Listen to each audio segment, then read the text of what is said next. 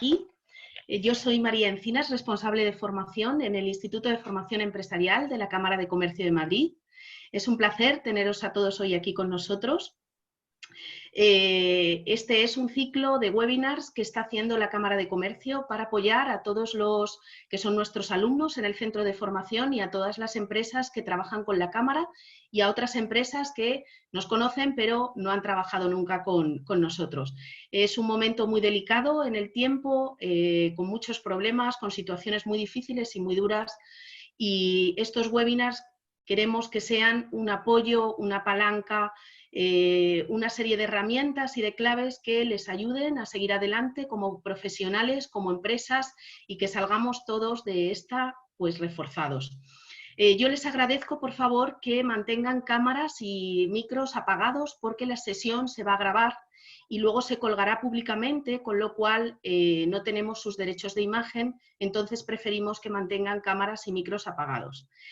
Les voy a presentar a mi amigo Marcelo Castelo, amigo, profesor de la Cámara de Comercio de Madrid.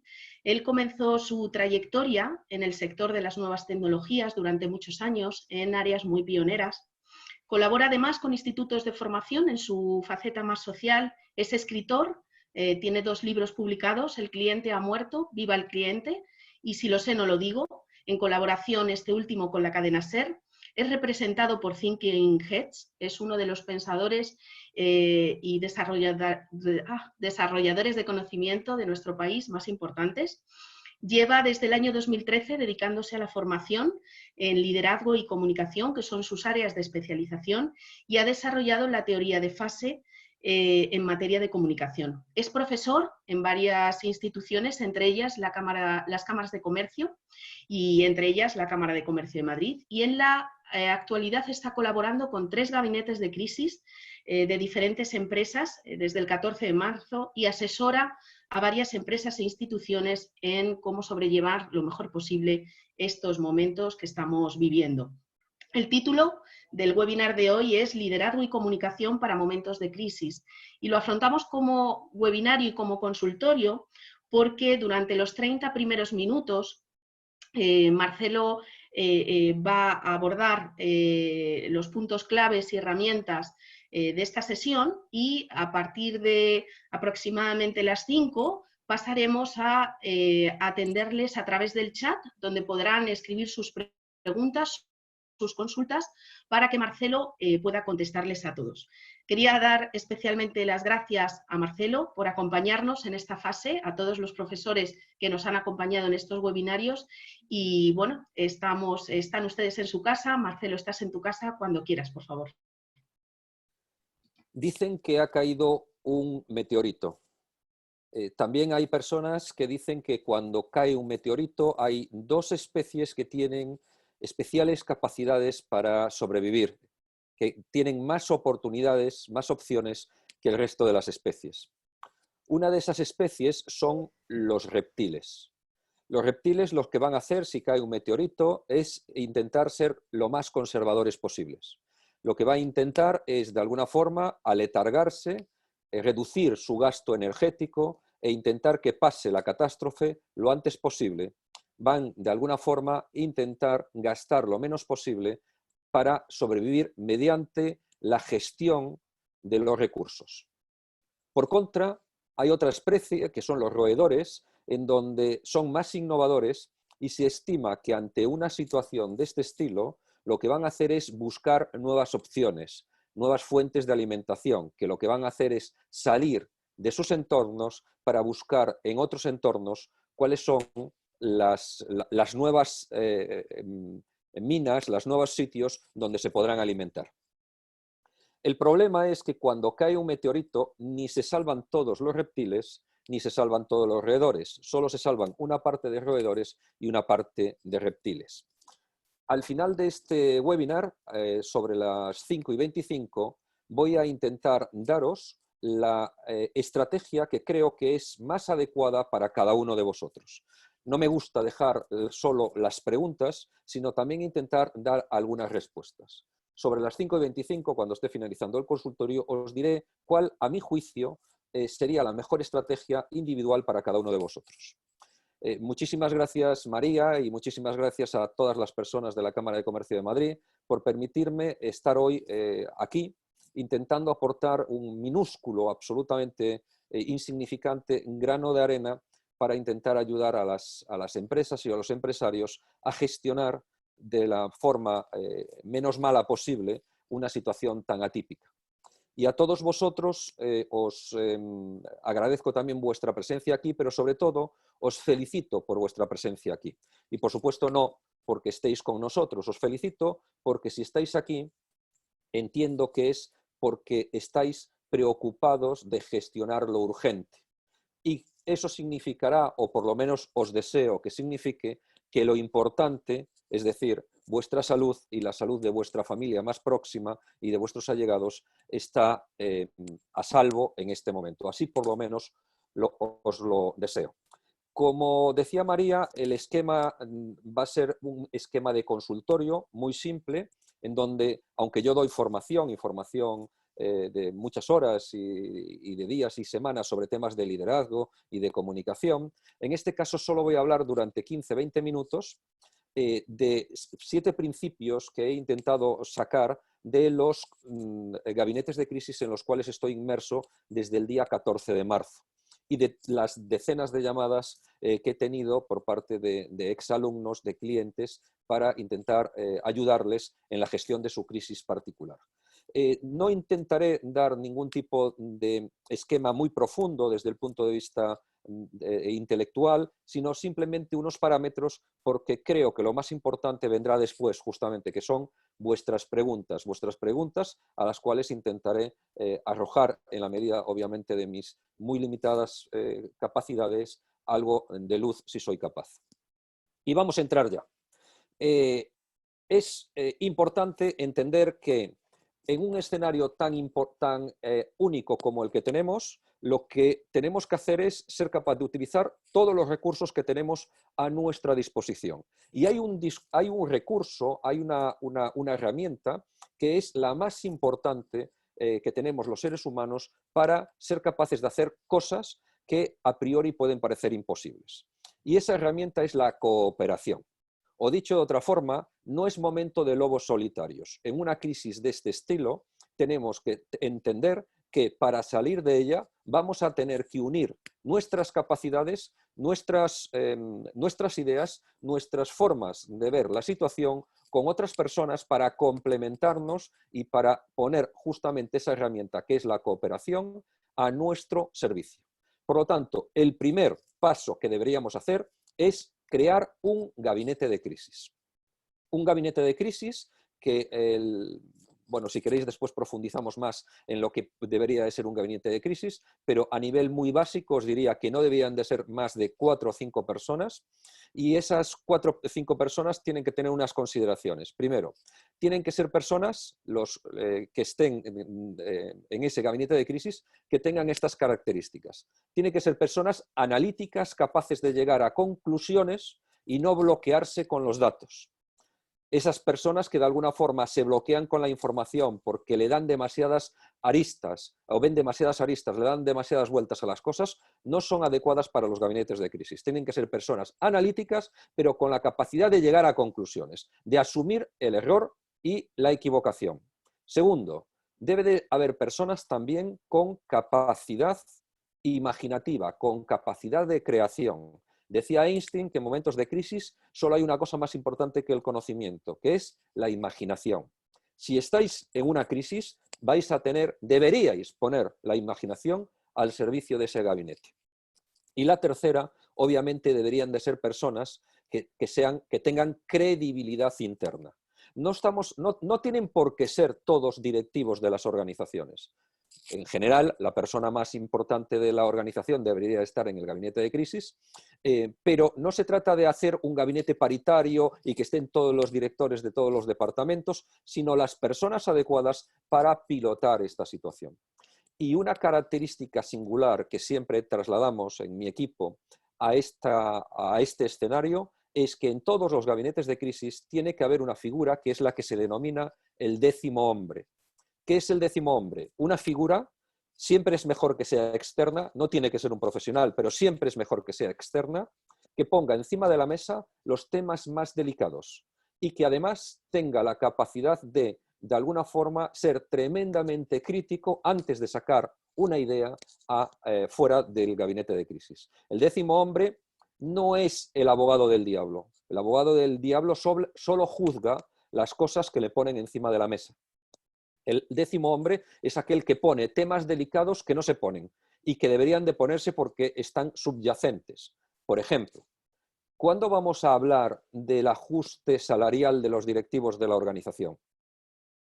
Cosas de este estilo que no podemos pedirles a las personas de nuestra organización y que además no es bueno que saque nunca la dirección general o el propietario, porque tened en cuenta que después, lógicamente, vais a tener que trabajar con esas personas. Por lo tanto, lo primero, crea un gabinete de crisis.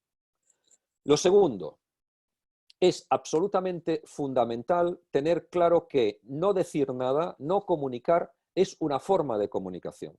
El silencio es una estrategia comunicativa. El problema del silencio es que el silencio lo que hace es que nutre la emoción más poderosa que tenemos los seres humanos. Lo siento, para los que no me conozcáis, los que me conocéis, que habéis venido a cursos míos, conferencias, ya me lo habéis oído decir siempre. Lo siento para las personas que les gusta, que son muy de las frases en Facebook, pero la emoción más poderosa del ser humano es el miedo, no es la felicidad, es el miedo. Cuando tenemos miedo, se inhiben todas las otras emociones. Y una de las cosas que más nutre el miedo es la ausencia de comunicación. Es peor la ausencia de comunicación que una mala noticia. Si a las personas les damos una mala noticia, las personas empiezan a gestionarla. Pero si a las personas les dejamos en la incertidumbre de la ausencia de la comunicación, eso es realmente un abono tremendo para el pánico. ¿Cómo lo estamos haciendo en las organizaciones que nosotros colaboramos? En diferentes vías. Lo primero, debemos de crear un sistema de comunicación, no de comunicación, de información. Desde el primer día, desde el día 15, el día 14 se hace el estado de alerta, mis clientes lo que tienen es, en este caso, un grupo de WhatsApp, son organizaciones que el volumen les resulta suficiente, donde a todos los trabajadores, sin ninguna excepción, todos los días les llega un parte. Y es un parte de la evolución de la organización en el desarrollo de la crisis. No es un parte informativo, perdón, solo es un parte informativo, no es comunicativo. No, es un parte donde lo único que se dan son datos, no opiniones. En el día de hoy, el cliente X ha parado este proyecto. Los 4 trabajadores asociados a dicho proyecto han entrado con fecha de mañana, entrarán con fecha mañana en el ERTE global de la organización. Y ahí no se adjetivan las cosas. Sentimos deciros que, o estamos encantados de deciros que nos han encantado. No, es puramente informativo. No es comunicación política, social, etc. No se adjetiva la información. En ese grupo, solo una persona debería publicar. En los gabinetes en los que yo participo, yo todos los días paso un parte en donde incluso en las primeras semanas lo que se ponía son cosas del estilo: en el día de hoy no ha habido ninguna incidencia significativa en el desarrollo de la actividad de la empresa. No es lo mismo informar de que no ha pasado nada que decirle a la empresa: si no os decimos nada es que no pasa nada. Porque eso vale para un día, vale para 2, pero cuando pasan 2 semanas la gente está histérica. Entonces, es información. Eso sí, también os digo que en la medida en la cual se ha ido desarrollando la crisis y, por ejemplo, esta semana, yo como estoy trabajando incluso los fines de semana y toda la Semana Santa y tal, pero la semana pasada ya empezamos a hacer comunicaciones solo durante la semana y esta semana ya empezamos a hacer comunicaciones solo lunes, miércoles y viernes, porque cada vez tenemos menos información que dar porque todas las cosas se han ido desarrollando. Por lo tanto, lo primero es crear un canal informativo que llegue a todos los miembros de la organización, absolutamente a todos. Por supuesto, aquellos que estén en un ERTE o en donde sea, también. Paralelamente, lo que estamos haciendo también y lo que aconsejamos es crear otro grupo diferente también esto es siempre al margen de los grupos que ya tengáis en las empresas, ¿no? Este nuevo grupo, lo que aconsejamos en mi equipo es denominarle como la película catastrofista El día de mañana. ¿Por qué? Porque de alguna forma se trata en este segundo grupo de poner a la gente en el día de mañana. Es dibujarles un futuro que piensen un poco en el día de mañana. En este canal de la esperanza ya las reglas son diferentes. Todo el mundo debe tener permisos de escritura en ese grupo, pero con unas características. Y es que nosotros dirigimos sobre qué queremos que opinen las personas durante un periodo de tiempo. Por ejemplo, el lunes y el martes queremos que opinéis cómo vamos a mejorar, cómo vamos a mantener el vínculo con nuestros clientes mientras dure el estado de alerta. Y durante 48 horas se hace un brainstorming en donde lo único que se pueden poner son ideas de cómo fortalecer el vínculo con los clientes. Recordad lo que es un brainstorming. Alguien pone una idea, pero no se juzga la idea. Es poner ideas, ideas, ideas. Lo que estamos haciendo el tercer día con una herramienta que se llama Doodle es una votación sobre las ideas que creemos que se deben trabajar. Y ahí salen 3 ideas, 3, 4 ideas. En general solemos pedir que sean solo 3. 3 ideas y después la organización, el comité de dirección, eligen a dedo un equipo de 3 personas que deberían de desarrollar esas 3 ideas. El jueves volvemos a empezar con una nueva idea que decimos, ¿cómo podemos cuidar el clima laboral en estos momentos? Ideas solo para cuidar el clima laboral en estos momentos durante 48 horas. Y así sucesivamente. Cada 2 ideas dirigidas por la organización, dejamos un día de brainstorming general, en donde ahí todo el mundo puede poner sobre qué creen que debemos trabajar. Curiosamente, y de forma unánime, en 3 organizaciones, la muestra es pequeña, pero en 3 organizaciones, bueno, esto se lo hemos aconsejado a mucha más gente, pero en estas 3 organizaciones lo estamos llevando, lo llevo yo personalmente, ¿no? Es los días en los que nosotros le pedimos a la gente que participe en temas concretos, hay mucha participación. En cambio, los días en los cuales no les decimos sobre qué, sino que es abierto, no hay participación o la participación es muy básica. Por lo tanto, el segundo pilar es comunica, comunica, comunica. Comunica cómo estamos desarrollándonos en la crisis y comunica cómo podemos, o pídele a la gente que también comunique cómo podemos trabajar con respecto al futuro. Si sois los líderes de vuestra organización, si sois directivos, estaréis escuchando constantemente a personas que se dejan llevar por su carácter o por su forma de ver las cosas y es inevitable que en todas las organizaciones haya personas optimistas, personas más neutras, personas pesimistas y están también los catastrofistas, ¿no? Bien, nos toca relativizar. Nos toca recordarle a la gente, parar los pies a las personas, no es el momento de dejar que los catastrofistas asuman el mando, es parar los pies a la gente y recordarles que si ellos están bien y su familia están bien, si ellos están sanos, si estamos sanos, tenemos la posibilidad de crear un futuro. Lo mismo que teníamos un presente y lo mismo que hoy tenemos un presente, mientras estemos sanos y mientras nuestra familia esté sana, vamos a tener la capacidad de crear un futuro que esté a la altura de nuestros deseos. Lo único importante, esto es una crisis sanitaria, es la salud. A partir de ese momento, lo que tenemos que hacer es cortar las alas al catastrofismo y aprender a relativizar. Estamos hablando, en este caso desde la Cámara de Comercio de Madrid, estamos hablando de puestos de trabajo que son muy importantes, pero al fin y al cabo estamos hablando de dinero. La diferencia entre lo urgente y lo importante es que si en este momento viene alguien y os dice, oye, que a fulanito le ha dado un positivo, en ese momento todo lo que estamos pensando en este momento pasa a desaparecer o no tener la relevancia que le estamos dando. No olvidemos lo importante de lo importante. No digo que no sea relevante, por supuesto, lo que estamos haciendo, pero toca relativizar. Cuarto principio. Hay cosas que la vida es evaluación continua y hay cosas que van en el karma.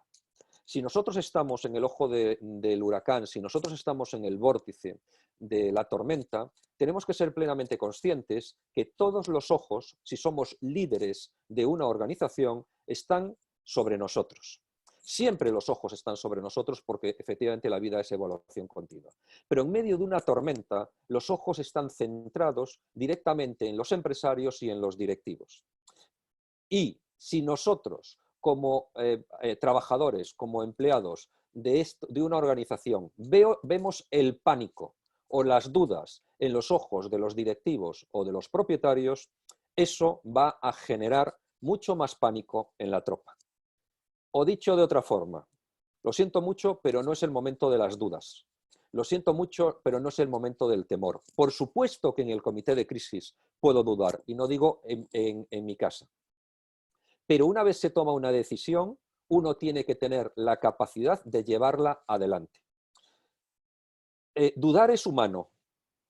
Dudar constantemente y cambiar de criterio constantemente es de ineptos.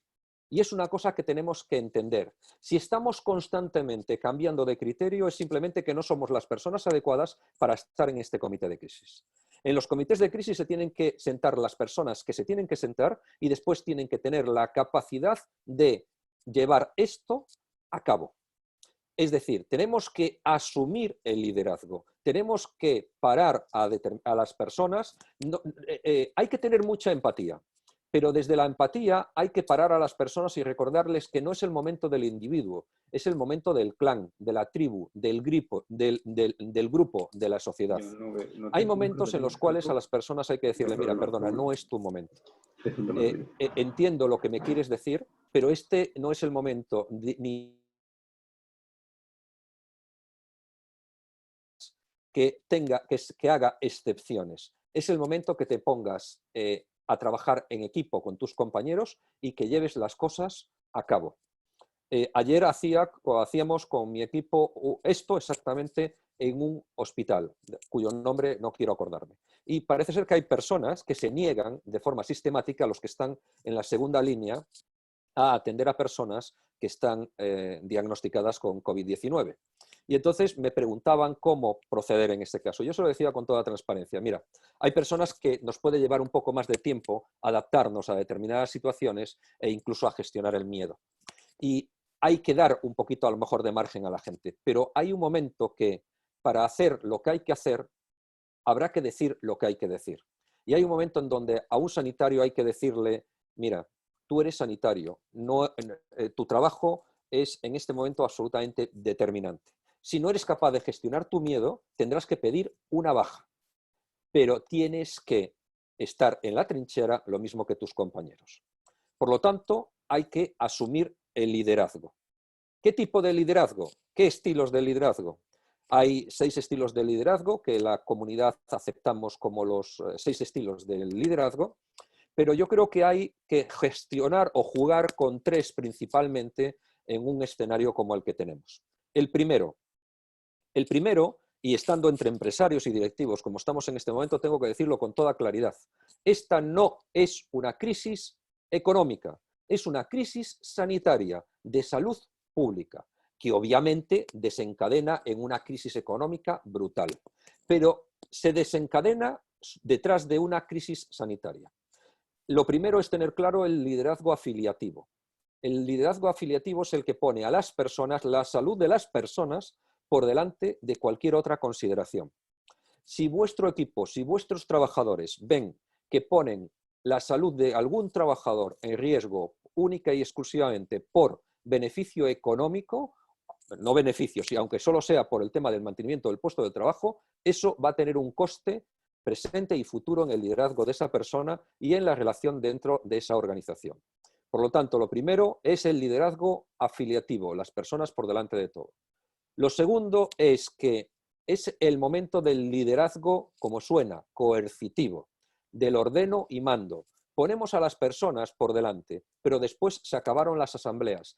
No es el momento de las asambleas, no es el momento de las votaciones. Es el momento de que las directrices que salen de los comités de crisis se ejecuten en tiempo y en forma y que se le pidan a la gente, a las personas, que las ejecuten sin muchas zarandajas. Y en tercer lugar, es el momento también, como no, del liderazgo visionario. Esto es absolutamente fundamental. Tenemos que ser capaces de dibujar para nuestro equipo un futuro, un amanecer mejor que el que tenemos en este momento. Tenemos que decirles constantemente, esto nos está haciendo mejores personas, esto nos está haciendo mejor equipo, esto nos está haciendo mejor sociedad. Y si somos mejores personas, si somos mejor equipo y si aún por encima estamos en una sociedad mejor, seguro que entre todos vamos a ser capaces de crear una organización y una empresa mejor. Tenemos que ser capaces de dibujar un futuro mejor para nuestro equipo, para nuestra organización. El liderazgo afiliativo, el coercitivo y el visionario creemos que son los tres que deben de gestionar la inmensa mayoría del día a día, el cóctel que deberíamos de tener los directivos en nuestro día a día. Aún así, habrá zonas grises. ¿Qué es una zona gris? Una zona en donde no sabremos si pedirle a un trabajador si debería hacer tal cosa o tal otra. Entonces, en los primeros días había directivos que me decían, empresarios, de preguntarles a los trabajadores si estaban dispuestos a hacer determinadas cosas. Y era una pregunta en donde siempre me decían, pero una pregunta sin coacción, ¿eh? O sea, nosotros le preguntamos, claro, ¿qué prefieres? ¿Ir a hacer esto a Madrid, a Barcelona, empresas a lo mejor de fuera, o entrar en el ERTE? Y yo les decía a las personas, es que la pregunta es coercitiva y es coactiva desde el primer momento. Las preguntas manipulan. Esto es una cosa que es muy, bueno, en el mundo del coaching, que se habla mucho de las preguntas. Las preguntas pueden ser muy manipuladoras, ¿no? Y si yo, sabiendo que tienes pánico y que en tu familia la única persona que trabaja eres tú, te hago una propuesta para no ir al ERTE, existen muchas posibilidades que digas que sí. Pero ¿qué pasa si después te enfermas? ¿Y qué pasa, no digamos en el extremo en donde vengas y enfermes a alguien de tu familia y no digamos en el caso más extremo que alguien de la familia de ese trabajador enferme y se muera por una actuación de este estilo? Y ahí se nos ocurrió en un momento dado una idea que creo que os puede ayudar muchísimo. Los directivos y los empresarios me decían siempre, Marcelo, no estamos pidiendo nada que no haríamos nosotros mismos. Y yo siempre decía, hombre, nos ha jodido. Es que si tú me estás pidiendo algo que no harías tú, simplemente serías, además de un cobarde, un indeseable. Pero yo sabía que eso no era suficiente y hemos llegado a un punto. Y es, no deberíamos de pedirle nada a ningún trabajador que no le pidiéramos a nuestro hermano si fuera un trabajador nuestro, no un socio nuestro, sino un empleado nuestro. Si nosotros tenemos a un hermano, una hermana trabajando con nosotros y que tenemos sobrinos, que tenemos obviamente un buen vínculo familiar, porque además de tener familia, trabajamos. Si nosotros le pedimos a esa persona, si trabajase con nosotros, sí, le pediríamos esto, entonces se lo pedimos a cualquier trabajador. Por ejemplo, si yo soy jefe de servicio de un hospital y un hermano mío que trabaja conmigo y es cirujano me dice que no opera porque tiene miedo, me va a oír. Me va a oír bien, sea mi hermano o sea quien sea, porque un sanitario eso tiene que hacerlo. Y si no, se tiene que coger una baja, que tienen todo el derecho a cogerse una baja por ansiedad, lo mismo que cualquier otra persona. Pero si yo no se lo pido a mi hermano, no se lo voy a pedir a ningún trabajador. Por lo tanto, el sexto principio sería, pídele a tus trabajadores solo aquello que le pidieras a tu hermano. Y el último principio, ya para entrar, antes de entrar en el consultorio, yo no soy una persona naif, fijaos las cosas que he dicho, en el aspecto de, no es el momento de las asambleas, no es el momento de la democracia, si se me permite, no es el momento del coaching, es mucho más el momento del liderazgo imperativo. Yo no soy naif, no soy de ingenuidad deliberada, no soy de los que buscan un posicionamiento en el mercado diciendo las cosas bonitas que a la gente le gusta escuchar. Por lo tanto, y esto lo pongo como introducción antes de lo que voy a decir, y es que realmente te va a ayudar muchísimo a hacer algo para ayudar a los demás. Te va a ayudar muchísimo, y no digamos si puedes implicar a tu organización en hacer algo que ayude a la sociedad, eso va a hacer que tú te sientas mejor y que tu organización también se sienta mejor. Algo, no tienen que ser grandes cosas como esto, los webinars estos sin coste, gratuitos para ayudar a los empresarios. El gran problema a veces de las personas es que como no somos capaces de resolver el hambre en el mundo, no hacemos nada. Como no somos capaces de resolver el gran problema, pues entonces no hacemos absolutamente nada. Cuando nosotros hacemos algo que nos ayuda ayudamos a los demás, surge una cosa muy fantástica, que es que uno mismo se está ayudando a uno mismo. Y aquí, en esto, fijaos si no soy naif, que voy a decir lo que pienso en todos los aspectos. Yo soy un seguidor del egoísmo. Fijaos lo que estoy diciendo. Hay una teoría que se llama el gen egoísta desde los años 70, en donde lo que dice es que desde la propia genética celular que tenemos los seres vivos, el egoísmo preside nuestra vida. Yo defiendo que los seres humanos todo lo que hacemos lo hacemos por egoísmo. A veces lo hacemos buscando beneficios directos y a veces lo hacemos buscando beneficios indirectos. Por ejemplo, nos parece que nuestro gesto más altruista es el amor a nuestros hijos, a nuestros padres, a nuestros amigos, a nuestras parejas. Bueno, esto para mí es egoísmo puro y yo lo practico constantemente. Yo quiero hacer a mi pareja feliz porque verla a ella feliz me hace feliz. Yo quiero ver a mis hijas felices y entonces intento hacerlas felices porque me hace feliz. O dicho de otra forma, la felicidad que genero en los demás me vuelve como un boomerang en este aspecto positivo. Entonces, todo lo que hacemos lo hacemos buscando beneficios directos o beneficios indirectos. Pero estamos en una sociedad en donde constantemente aquello que hacemos buscando beneficios indirectos lo intentamos asociar a los beneficios directos. O dicho de otra forma, cuando yo hago cosas de forma altruista para la sociedad, lo convierto en mi estrategia de comunicación empresarial. Bien, yo eso no lo hago.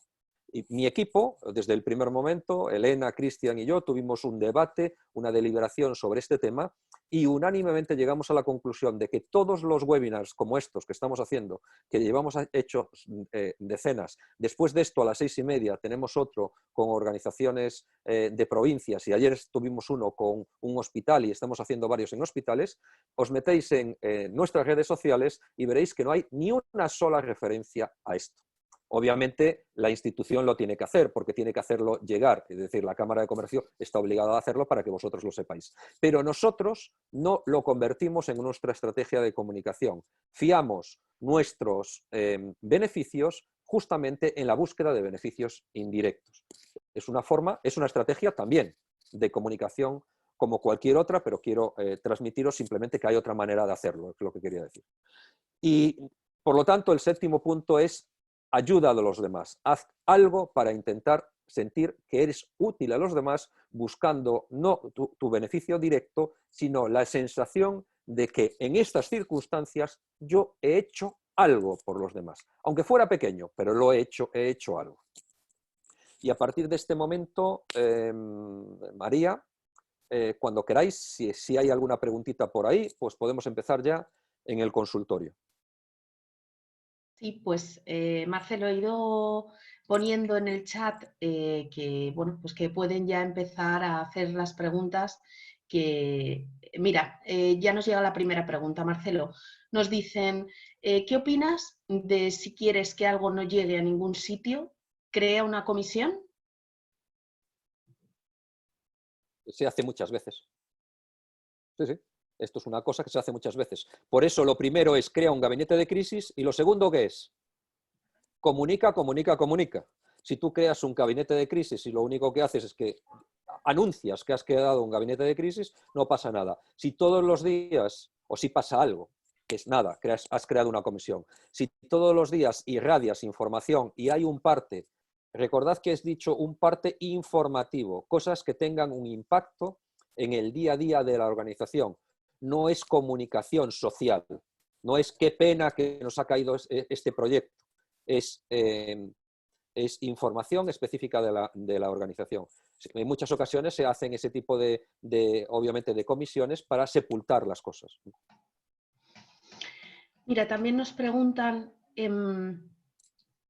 no has mencionado nada sobre el diálogo, lo considero muy importante. Bien, yo no tanto. Yo considero que el diálogo en el gabinete de crisis es absolutamente fundamental y determinante. La deliberación y el debate. Estamos en el vórtice de una tormenta. No es el momento, en mi teoría, no es el momento de las asambleas. Por supuesto, tenemos que tener a las personas adecuadas que se informen, que hablen. Pues, el gabinete de crisis no está aislado de la organización. El resto del día tiene que hablar con la organización, se tiene que informar, tiene que dialogar, nutrirse de información directa. Y hay que dialogar mucho, deliberar y debatir dentro del gabinete de crisis. Y después se traslada lo que hay que hacer. Mire, otra persona nos pregunta, ¿piensas que es bueno comunicar que todo va a salir bien? Si posteriormente puede haber una circunstancia en la que se tenga que prescindir de ciertos puestos de trabajo. No. No creo que haya que comunicar que todo vaya a salir bien. Hay dos líneas de comunicación. Una es informativa, en donde nosotros le estamos trasladando a las personas lo que está sucediendo. Y si lo que estamos diciendo es que los clientes están dejando los proyectos, que están paralizando los proyectos y que estamos dejando a las personas, a nuestros compañeros sin trabajo, obviamente eso no es, es informativo. Por la otra parte, el día de mañana, que sería el canal de la esperanza, lo que estamos haciendo es transmitiendo en qué estamos trabajando y dónde estamos metiendo también fuerza cognitiva. Llevándolo al tema sanitario, que como os decía, hemos hecho bastantes en hospitales, hay una cosa que es parar la hemorragia del enfermo. Pero una cosa es que parar la hemorragia, que hay que pararla, porque si no se desangra y entonces no hay nada que hacer, pero después hay que hacer cosas para darle vida al enfermo. Es un equilibrio entre la realidad y la esperanza. Me explico. El modelo informativo, yo es que llevo muchos años trabajando con el ámbito sanitario. Cuando un médico tiene que dar, un especialista, una noticia dura, una noticia desagradable, un diagnóstico feo, lo que nos va a decir, si es un buen médico y está formado, es decirnos, oye, Marcelo, mira, no hemos tenido mucha suerte, realmente tenemos un diagnóstico feo, pero bueno, tenemos unos tratamientos y vamos a trabajar codo con codo y lo vamos a gestionar. Si el paciente se queda ahí, el sanitario no va a seguir. Ahora bien, si el paciente dice, no, espera un momento, María, te agradezco la información, pero yo lo que quiero que me digas es, con este diagnóstico, ¿cuál es la tasa de supervivencia a los 5 años? En ese momento el sanitario le va a dar el dato de supervivencia a los 5 años. No vamos a hacer ERTE. Ha habido muchas empresas que, en mi opinión, uno de los grandes problemas es que las empresas confunden información y comunicación. La información es dato objetivo, que interpreta de forma subjetiva el receptor. Comunicación tiene mensaje. De hecho, los periódicos no son sistemas de información, son medios de comunicación, tiene una línea editorial, ¿vale? Entonces, por un lado, tengo la información objetiva, está sucediendo esto y esto y esto y esto, y os estoy informando de esta manera. Tenéis que llevar mascarillas, no llegan las mascarillas, nos han dicho que llegan el martes. Vamos informando a la gente de esto. Y después tenemos otro canal, que en este canal sí comunicamos. Y hay una cosa que es lo peor que le puede pasar al ser humano, es no tener esperanza. No tener esperanza. En uno de los consultorios con un hospital en donde yo he dado mucha formación, yo tengo un curso, en uno de los cursos de comunicación a mis alumnos de hablar en público, les pongo un ejercicio. Y el ejercicio es, nos han invadido una especie superior, nos están diezmando, están acabando con nosotros y vosotros sois los líderes de vuestro pelotón, que está absolutamente diezmados. Cread un discurso para mantener la moral de la gente. Sabemos que vamos a perder, sabemos que estamos peleando contra una especie superior. ¿Por qué vamos a seguir peleando? Es un ejercicio fastidiado donde salen los buenos comunicadores y donde la gente tiene muchas dificultades para inicialmente ser capaz de, en ese escenario, transmitir esperanza. Una de las cosas que es fundamental en el liderazgo es transmitir esperanza. Transmitir tranquilidad y esperanza. Cuando los seres humanos no tenemos esperanza es cuando nos dejamos ir. Y cuando nos dejamos ir, simplemente nos dejamos ir. Estamos muertos. Por lo tanto, sí que tenemos que trabajar en transmitir esperanza. Pero la forma de trabajar en transmitir esperanza, no penséis que es diseñar estrategias de comunicación. Es diseñar estrategias para buscar justamente nuevas formas de generar negocio, nuevas formas de vincularse con los clientes, es decir, estar trabajando en el problema. No deliberando en el problema, sino trabajando en crear un nuevo escenario. Nos preguntan también, ¿de dónde sacas al 10.º hombre? Parece alguien muy preparado para saber formular las preguntas concretas. No es cualquier persona. No, no es cualquier persona, cierto. Es una persona, por ejemplo, tiene que ser una persona, que sea una persona, por supuesto, con un nivel de confidencialidad absoluto. Porque no podéis estar callados dentro de vuestra organización para, o sea, vosotros tenéis que trasladarle vuestros miedos, todas las cosas. Tiene que ser muy confidencial, tiene que ser una persona con criterio y tiene que ser una persona creativa.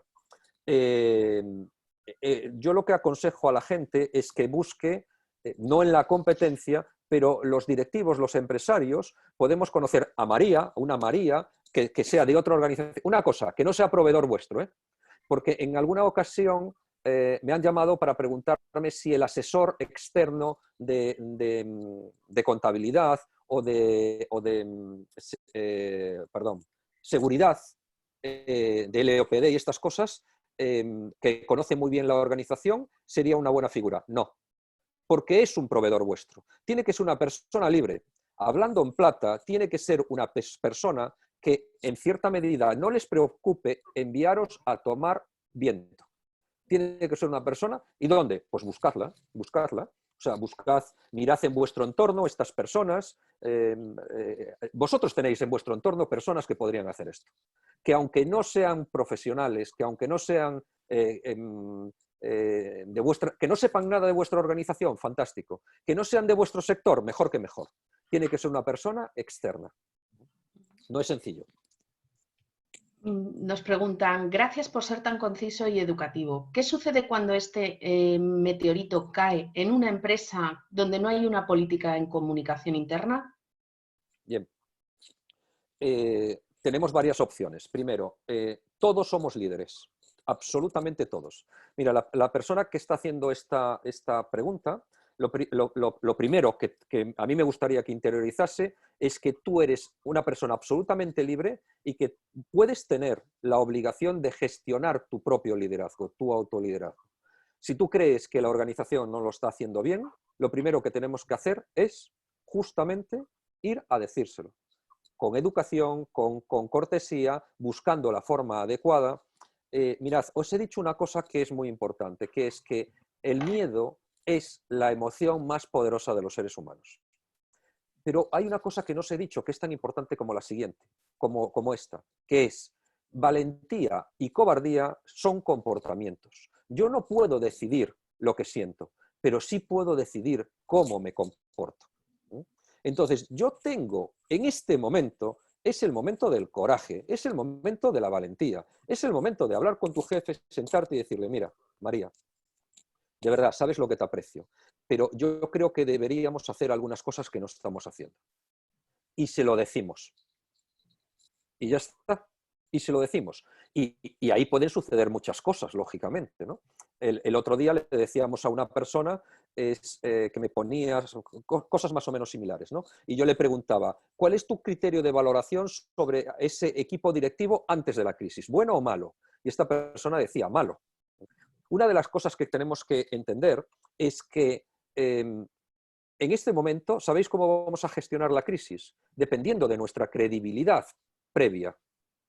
Si nosotros en nuestra organización éramos líderes con credibilidad, con respeto, con reconocimiento, y que de verdad éramos considerados líderes, tenemos crédito. Pero si no éramos considerados líderes, si no éramos unas personas con una gran influencia interna, si no éramos unas personas que tuviéramos un reconocimiento, ¿qué creéis? ¿Que vamos a gestionar esto bien? Va a ser muy complicado. ¿Por qué? Porque estamos utilizando el crédito para ser capaces de gestionar esta situación.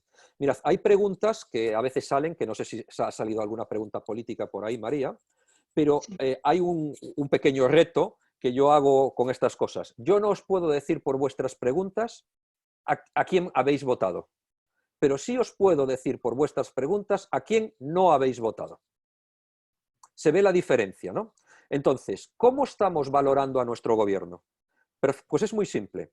Todos aquellos que tenían a este gobierno como parte de los suyos, es decir, que les han aupado al gobierno, les están dando un nivel de credibilidad mantenido en el tiempo y de aceptación de la crisis muy superior a todos aquellos que no los pusieron ahí. Los que no lo pusieron ahí les dieron 24 o 48 horas de margen. Y si no fueron 24 o 48 horas de margen, fue una semana o fueron 15 días. Pero el margen es siempre muy inferior. ¿Por qué? Porque para esas personas que no les votaron, el nivel de credibilidad de estos señores ya era negativo. Con lo cual, nosotros vamos a gestionar la crisis dependiendo de la credibilidad que teníamos en nuestra organización antes de la crisis. Sí, de hecho, había una pregunta política que dice, ¿esta crisis no estará mostrando también la grave crisis de valores que hay en España, tanto por parte de los políticos como de los ciudadanos? Yo soy de una generación, recordad que yo no soy naif, soy gallego, por cierto, pero soy un gallego que os estoy hablando desde La Coruña en este momento, que yo tengo una causa, y la causa es mostrarle al mundo que los gallegos somos capaces de hablar alto y claro y que se nos entienda. ¿Verdad, María? Que a mí se me entiende con claridad. Bien, pues mirad, yo soy de una generación en donde lo que decíamos no es que teníamos unos políticos que no nos merecíamos. Decíamos todo lo contrario, que cada sociedad tenía los políticos que se merecían. Y lo siento mucho, pero yo sigo pensando esto. Esta sociedad, España, tiene los políticos que esta sociedad se merece. Estados Unidos tiene los políticos que esa sociedad se merece. Inglaterra tiene los políticos que esa sociedad se merece y Alemania también, porque justamente la democracia se basa en eso. Los políticos no vienen de Marte. Los políticos leen la sociedad y le dan a la sociedad aquello que consideran que les van a encumbrar. Por lo tanto, ¿que hay una crisis de valores? Bueno, pues probablemente sí la haya, pero creo que en este caso, centrándonos en la parte de comunicación, hay que entender una cosa muy importante. Si yo soy una persona que soy un amante de la historia, si de algo algún día me gustaría poder dar clases de historia sobre todo la Segunda Guerra Mundial. Bien, Winston Churchill, todos los historiadores dicen que tuvo un valor absolutamente determinante en el desarrollo de la Segunda Guerra Mundial y sobre todo, por supuesto, en el posicionamiento de Inglaterra en la misma. Quiero recordaros que Churchill pierde las primeras elecciones después de la guerra. Es decir, Churchill se le encumbra y es el de lucharemos en las playas, lucharemos en las colinas, nunca nos rendiremos. Y efectivamente nunca se rindieron. Pero en las siguientes elecciones democráticas, después de la guerra, Churchill pierde que es algo que, por cierto, le generó una gran amargura por el resto de sus días. Gestionar una situación de esta, la gestione quien la gestione, es muy complicado. Y hay cosas que hay que ir mucho a la historia, porque las cosas, esto no, pero las cosas están bastante escritas, ¿no? Y fijaos, después de Felipe González traemos a Aznar, después de Aznar traemos a Zapatero, después de Zapatero traemos a Rajoy, después de Bush traemos a Obama, después de Obama traemos a Trump. Los seres humanos, y esto es universal, y en mi opinión no tiene nada que ver con España, creo que se dice exactamente lo mismo de casi todos los políticos en el mundo, son temas absolutamente universales. Los seres humanos, las sociedades, en mi opinión, son muy pendulares. Y vamos de un lado para el otro. Y los políticos simplemente leen en el momento en el cual creen que ahora, en la parte del péndulo, lo que toca es esto. Es una opinión. Nos pregunta, cuando una empresa es mixta, es decir, parte de oficinas y parte industrial, con todas sus diferencias, ¿también propones tener una comunicación para todos de la misma forma? Sin ninguna duda. Sin ninguna duda. Yo no soy ni paternalista ni hago distingos en temas que son universales. La comunicación es absolutamente universal. Por supuesto, debería de haber alguien, representante de la fábrica, no representante, no digo en el concepto de representación, no tiene por qué estar el jefe de fábrica. A lo mejor hay un encargado de turno que es una persona que tiene una credibilidad y aúna esa parte una de las cosas que están sucediendo es, yo en la crisis pasada, hay una cosa que reconozco siempre, sin orgullo ni vergüenza, yo cerré 3 empresas en la crisis pasada, ¿verdad, María? Que te lo reconocí hasta el día que nos conocíamos, ¿no? Y cuando a mí me preguntan qué he aprendido durante aquella crisis, realmente ahora en esta crisis me doy cuenta que aprendí muchas más cosas de las que yo creía, ¿eh? Pero yo decía, no sé lo que he aprendido desde el punto de vista empresarial, pero sí aprendí una cosa muy importante, y es que me conocí mucho más de lo que me conocía. Una de las cosas importantes en la crisis es que os va a decir de qué estáis hechos, de qué están hechos vuestros valores, de qué están hechos los valores de vuestros directivos y de vuestros empresarios, de qué están hechos los valores de vuestros compañeros. Las crisis también hacen que haya liderazgos emergentes, personas que a priori parecían que estaban más escondidas y de repente se ponen delante. Y hay otros liderazgos en donde pensamos que te iban a estar empujando y se bloquean y se convierten en más seguidores, ¿no? Entonces, las crisis son muy, muy importantes para conocer a los seres humanos. Entonces, en este caso es buscar a los seres humanos adecuados y que estén gente del taller y gente de la oficina y sin ningún distingo. Yo no soy paternalista, doy la información, la parte de la información es exactamente igual para todo el mundo, porque son personas mayores de edad y probablemente mucho más inteligentes de lo que yo a priori pueda pensar. Nos preguntan también, bueno, nos afirman, nos dicen que si estás de acuerdo con que un gabinete de crisis puede estar instaurado en una empresa de forma permanente, como estrategia de gestión interna, aunque en cada caso, lógicamente, con diferentes liderazgos y objetivos en cada momento de crisis que le acaece a la empresa, que puede ser de muchos tipos, lógicamente. Eh, Vamos a ver, esta crisis tiene unas consideraciones. En todas las empresas deben tener, todos mis clientes tenían un comité de dirección. De hecho, yo soy miembro del comité de dirección de estas organizaciones, ¿no? Esto tiene unas consideraciones específicas, ¿eh? Es que en realidad es un meteorito. De hecho, hay algunas preguntas que no sé si hay alguna de las pendientes que tiene algo que ver. Bueno, una de las que pusieron. ¿Qué sucede cuando el propietario o la dirección piensa que no pasa nada y que después todo va a ser exactamente igual, ¿no? Dice, bueno, pues que tenéis una crisis del 15, pero del 15. ¿Por qué? Porque si alguien piensa que cuando cae un meteorito no va a pasar nada, pues lo más probable es que pasen cosas dentro de esa organización, ¿no? Entonces, yo, de hecho, al gabinete de crisis le solemos llamar nombre de empresa, pongamos Cámara Madrid, -COVID-19. Y ese gabinete es específico para esta crisis, ¿no? El otro, el del día de mañana, es decir, el de la generación de ideas, que no es el de quedamos para cenar, qué os parece, vaya chorrada que ha dicho este, o sea, no es la parte social, ¿eh? Es de la parte de generación de ideas, yo sí creo que se puede mantener en el tiempo. La de crisis yo creo que conviene en un momento dado, porque si la pregunta fuera, ¿hasta cuándo crees que la empresa tiene que tener abierto este canal de crisis? La respuesta para mí es simple, hasta que la empresa vuelva al escenario previo o al escenario de normalidad que se prevé. Me explico, no hay escenario previo y es que hemos adelgazado el 30% de la organización, pero esta es nuestra nueva realidad. Éramos 100 personas y ahora somos 70.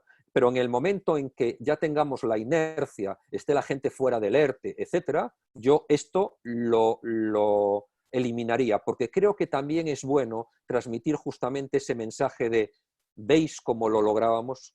¿Veis cómo entre todos éramos capaces? ¿Veis que como cuando nos unimos somos invencibles? Y yo creo que ese momento, pero tiene que llegar, es un momento de autosatisfacción que no nos deberíamos de perder. A continuación nos hacen una pregunta que creo que puede ser muy interesante para todas las empresas que hay hoy en el webinar. Mira, nos dicen a nivel comercial, ¿cuál es el mejor argumentario para vender tu servicio o producto? ¿Cómo se orienta en estos momentos la venta de ese servicio o producto? Obviamente, si no sé ni de qué estamos hablando, no puedo responder. Pero sí respondo de forma parcial. Necesito conocer tu organización, necesito conocer tu mercado, necesito conocer tu posicionamiento, necesito conocer tu posicionamiento con respecto a tus competidores, porque si no lo otro es que me convierta yo en un político y nada más lejano de mis competencias. Pero sí os digo lo que nosotros estamos haciendo, y es que lo que yo estoy intentando transmitirle a todos mis clientes es: no pierdas el vínculo, no pierdas el contacto con tus clientes.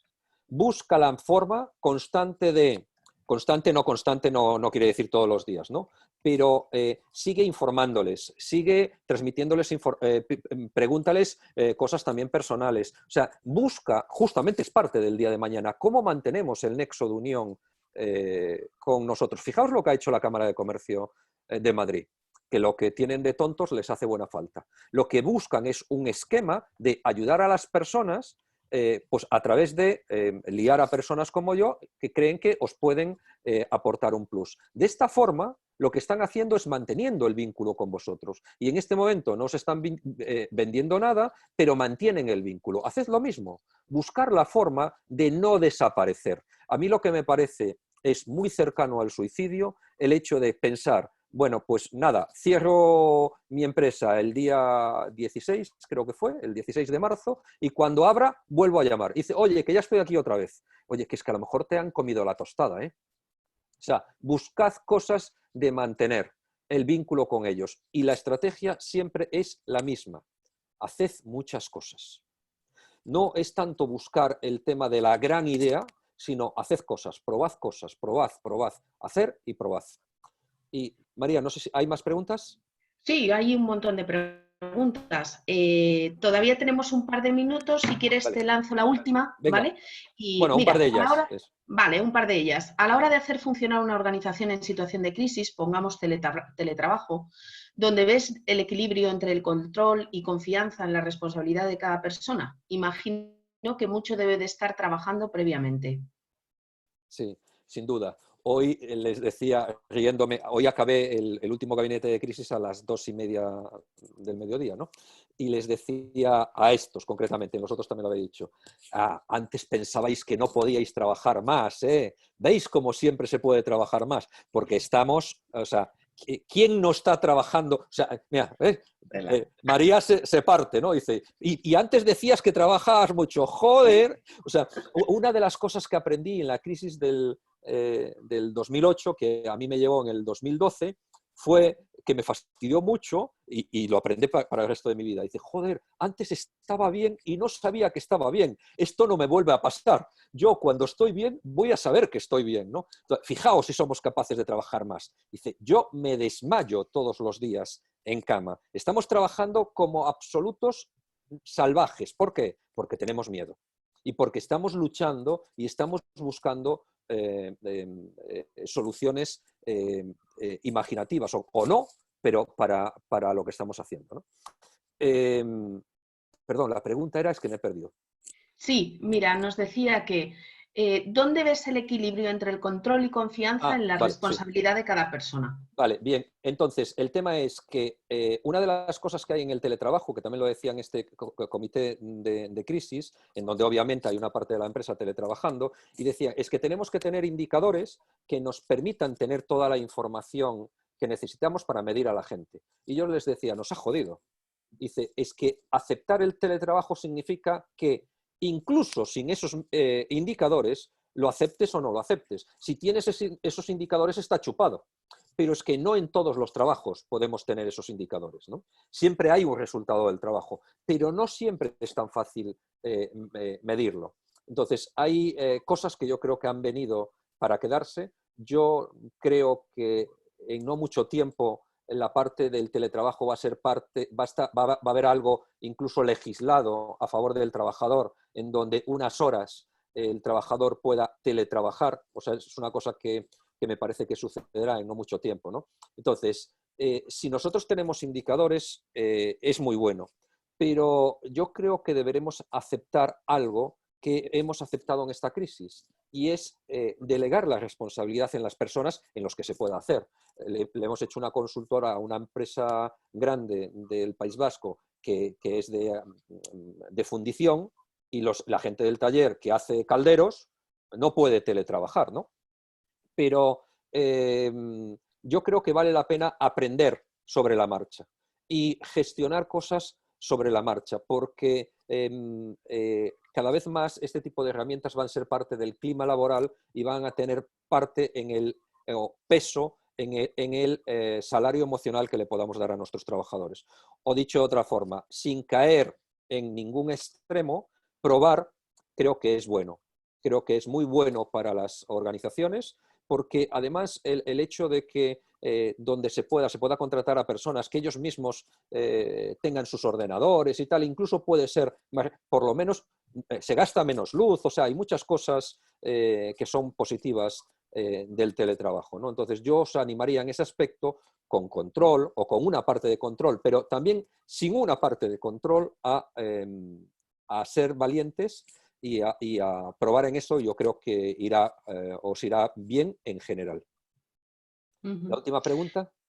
La última pregunta dice, en el momento actual, pensando en la desescalada, que ya, bueno, pues para todos es conocido el plan del gobierno de retomar la actividad, ¿qué modificaciones harías al planteamiento expuesto que has hecho durante el webinar, que quizá hubiera sido el ideal hace 3 semanas, hace 4 semanas, es decir, cuando tú comenzabas con los gabinetes de crisis de las empresas con las que llevas trabajando desde el 13 de marzo?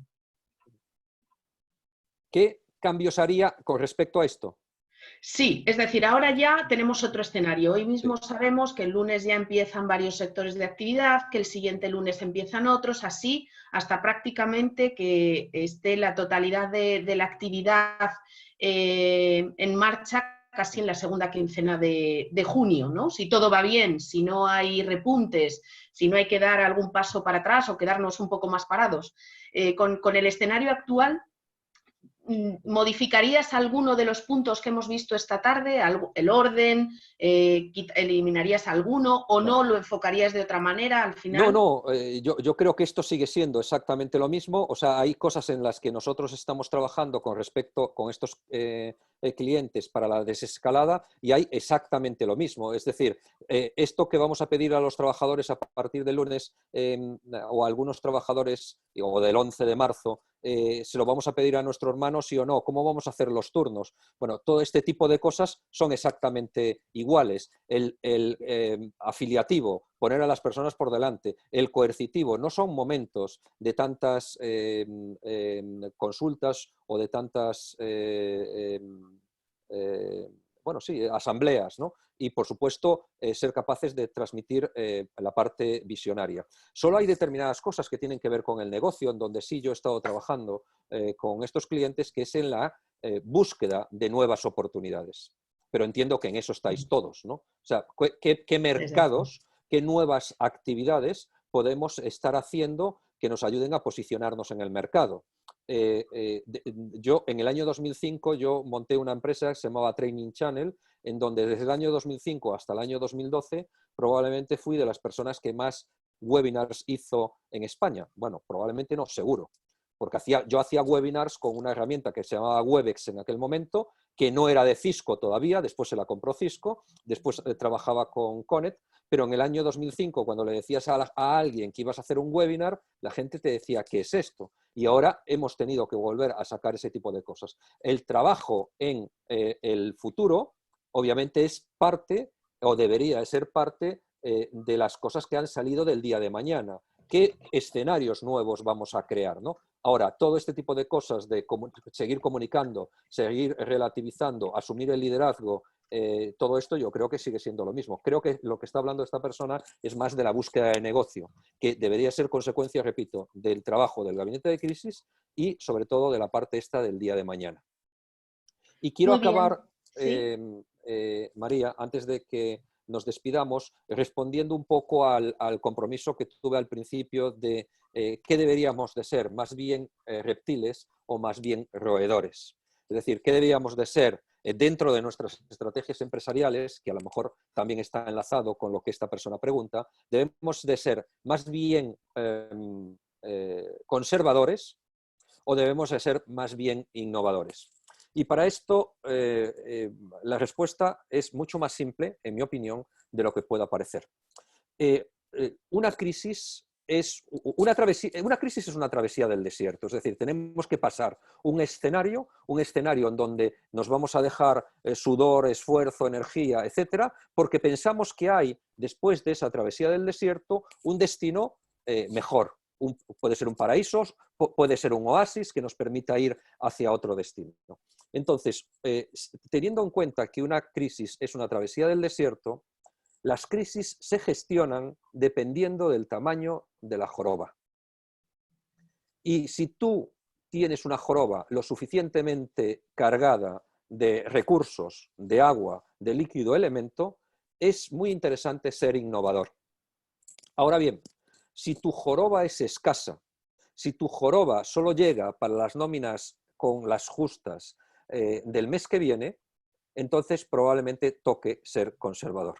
Hay una cosa que me ha pasado, que hacía muchos años que no me pasaba, también con esta crisis, es que varias personas me han llamado para preguntarme qué opinaba yo de invertir en bolsa. Y yo de bolsa no sé nada, es lo primero que digo, ¿no? Aunque hace unos años, pero ya muchos años, 20 años, me formé en aquel momento con cierta intensidad, como hacemos siempre los TDAHs, nos metemos de forma obsesiva en las cosas, y con cierta intensidad en la bolsa. Entonces a estas personas les digo, mira, lo primero es que yo no sé nada, pero si quieres que te dé mi opinión, tenemos que cambiar las palabras. Y siempre me dicen que no saben lo que digo. Dicen, sí, pregúntame qué opino yo de que juegues tu dinero en bolsa. Y entonces, bueno, ya estás tú con las palabras. Bueno, pero es que las palabras son muy importantes. Bueno, si hablamos no de inversión, sino de jugar en bolsa, lo que te diré es que en la información que yo he recabado, una crisis que no es una crisis cíclica y que es por un hecho circunstancial y puntual como esta, por término medio, la bolsa, los estudios dicen que se recupera en 15 meses. 15 meses, no 15 días. O dicho de otra forma, si tú lo que crees es que estás haciendo una inversión porque las nóminas de mayo así te permiten ganar un poco de dinero, que está muy bajita la bolsa, para tener un fondo para pagar no solo las de mayo, sino las de junio y las de julio, creo que estás chiflado. Ahora, si en los próximos 24 meses tú tienes una joroba en donde sin tocar nada puedes jugar con 20.000 o con 100.000 euros, pero que tienes esos 24 meses de margen, a lo mejor es un momento para jugar. Las crisis se gestionan dependiendo del tamaño de la joroba. Y uno tiene que saber no dónde le gustaría estar, sino realmente dónde está. Esto es una cosa, a mí me cabrea especialmente, que lo sepáis, las empresas que hacen publicidad de que no están haciendo ERTES. A mí no me gusta eso, porque las empresas que hacen ERTES no lo hacen porque sean malas personas ni malas organizaciones, lo hacen justamente para salvaguardar los puestos de trabajo. Las empresas que dicen que no están haciendo ERTES, yo les preguntaría, pero si esto dura 50 meses, ¿tampoco haces ERTE? ¿O es que tú eres de esos que te va mejor con esta crisis? Hacer un ERTE no convierte al empresario o a la empresa en una mala gestora. De hecho, habitualmente convierte a la empresa en una empresa responsable que lo que está haciendo es lo que tiene que hacer, y es no hacer un máster de popularidad, sino hacer su trabajo, que es intentar mantener sus puestos de trabajo. Y eso es justamente ser conservador y prudente. Aristóteles decía que lo único que le había que exigir a un gobernante político, lo único, todo lo otro era opcional, era el principio de la prudencia. Y los directivos y los empresarios tenemos que ser personas que tengamos capacidad de riesgo cuando hay joroba, porque si no simplemente estamos jugando a la ruleta rusa, ¿no? Entonces creo que el mejor consejo que yo puedo dar es que intentemos gestionar esta situación dependiendo del tamaño de nuestra joroba. Y por mi parte, después de agradeceros otra vez a la Cámara de Comercio y a todos vosotros vuestro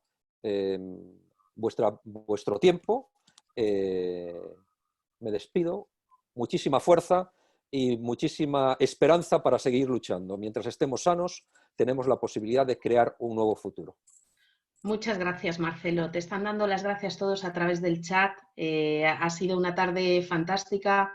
Han encontrado muchas formas de abordar esta crisis, esta situación en sus empresas. Me lo transmiten a través del chat. Se han quedado algunas preguntas sin poder contestar porque teníamos que ser pues lo más sensatos posibles con la utilización del tiempo de todo el mundo, que todos tenemos mucho trabajo, como tú bien has dicho. Yo te agradezco que nos hayas acompañado, Marcelo, como siempre, que esta es tu casa, que esta es la casa de todos vosotros, que gracias a vosotros es posible.